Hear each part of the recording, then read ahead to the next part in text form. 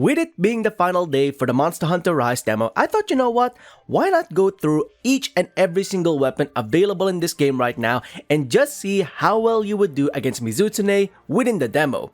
Hey everyone, Pinoy X here once again, back with another Monster Hunter video, and this is just me reviewing how well I utilize any of these weapons in the Monster Hunter Rise demo before the game releases on March 26. Let's see how well I did.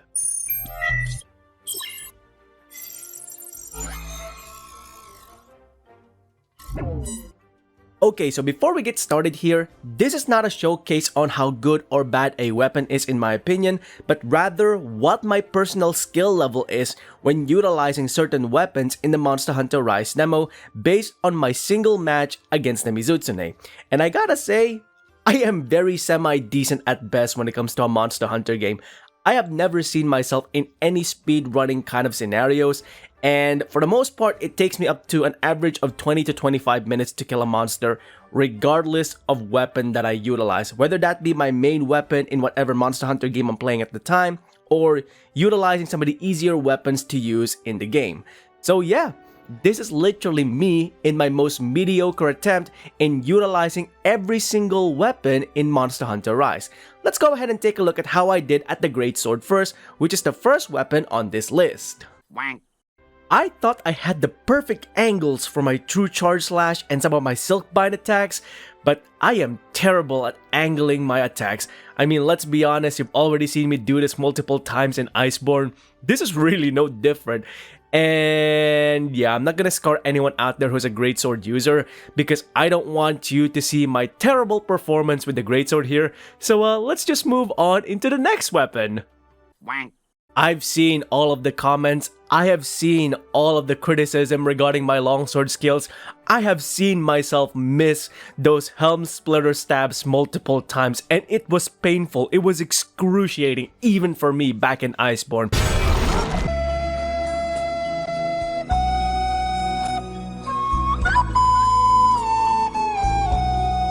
But in Rise, no longer will that pain be there because we now have a leaping attack that allows me to close the gap between myself and the monster, allowing me to execute the Helm Splitter much more precisely in comparison to that of Iceborne.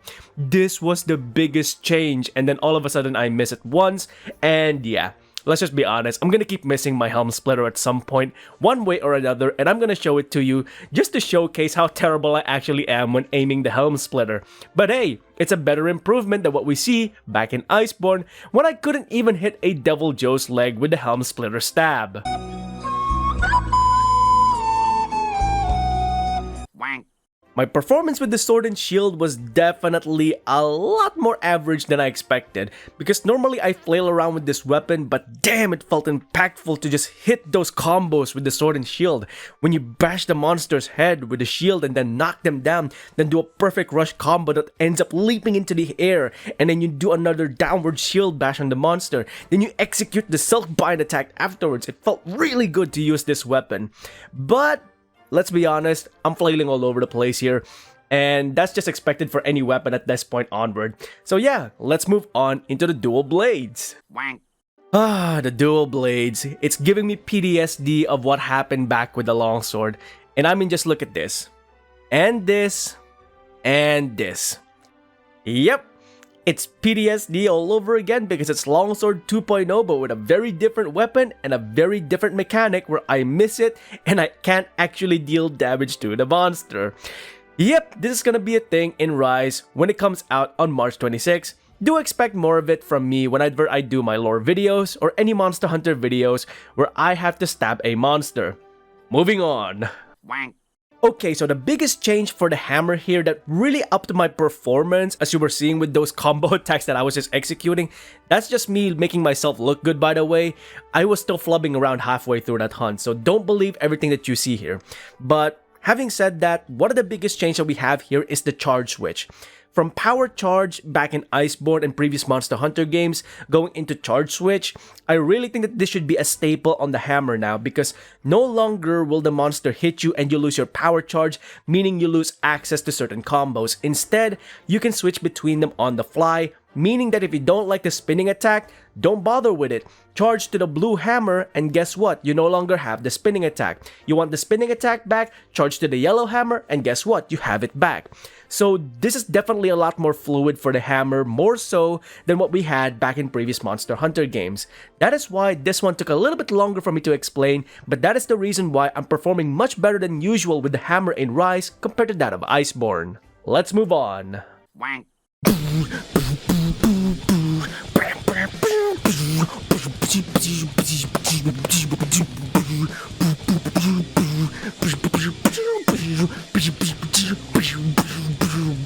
I mean, seriously, I was actually flubbing all over the place when I was doing this, but the hunting horn just felt so good in this game.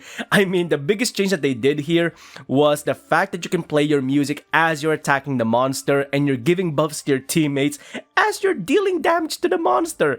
That is the biggest change ever, and I was actually doing quite well with the hunting horn. Now, given that I've never actually played hunting horn in previous Monster Hunter games aside from Iceborne, this really showcases the evolution of this weapon here. I'm actually touching it, I'm doing well with it, and I'm not having to constantly stop in order to play my music.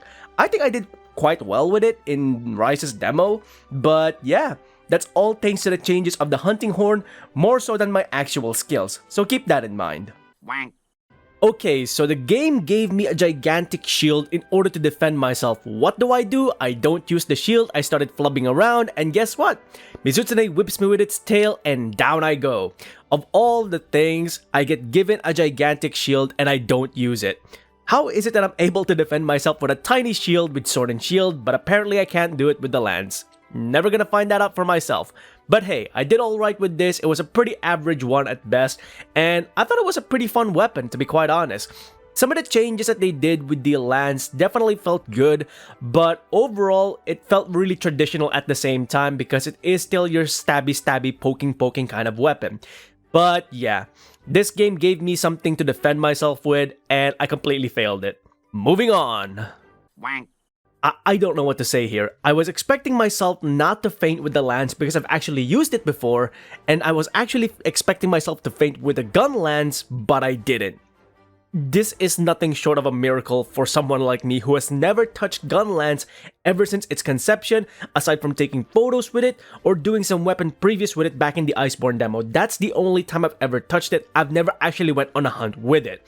And the fact that I was able to do this without fainting on Mizutsune of all monsters, yeah, that's questionable for me. I don't know how I did it, but I did it.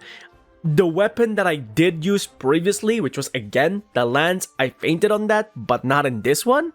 Yeah, let's just move on. Wank. I swing the axe, I swing the sword, I go into zero-sum discharge, I recharge my file, rinse, repeat. That was literally my method to utilizing the switch axe, and guess what? It gave me a very average performance at best.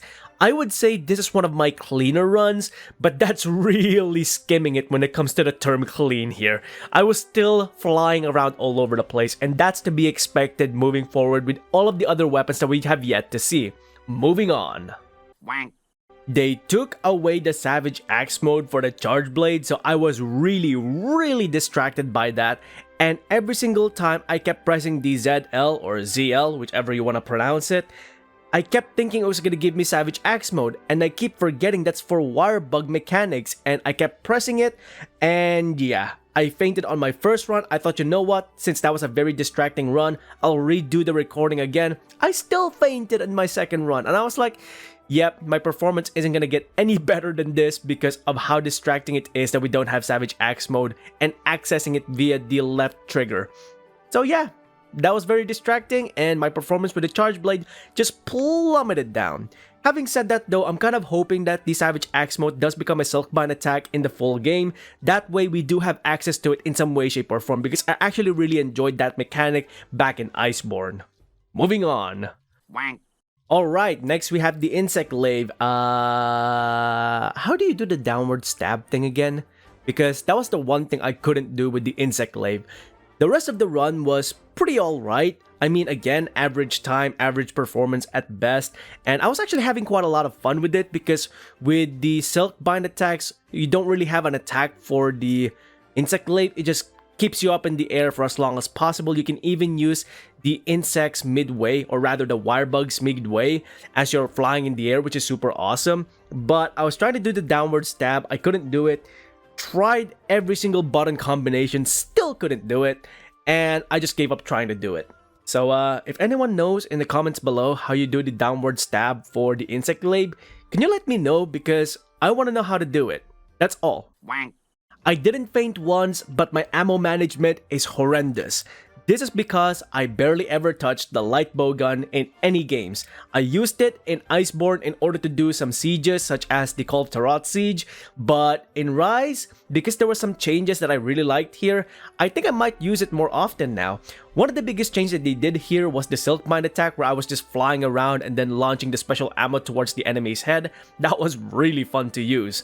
But again though, performance-wise, I could really use some help with ammo management here and just really learning how to aim the bowgun properly so that I can actually hit the weak points of the enemy for maximum damage. Aside from that, it was pretty alright. It was a pretty fun run. Wank. Yeah, let's just say that much like that of the land segment where the game gave me a shield to defend myself, I didn't defend myself. Literally, I was reloading the ammo as the monster was attacking. What was I thinking? I was genuinely not defending myself in any way, shape, or form. Alongside this, I kept missing my counter. Every single time I counter, the monster doesn't hit me, or if I do manage to counter, there is a second hit that just sends me flying, and I don't know how. So yeah, the heavy bowgun, definitely a fun weapon for me. It can tank the monster's hits, but I am not good at tanking in this game. I am just...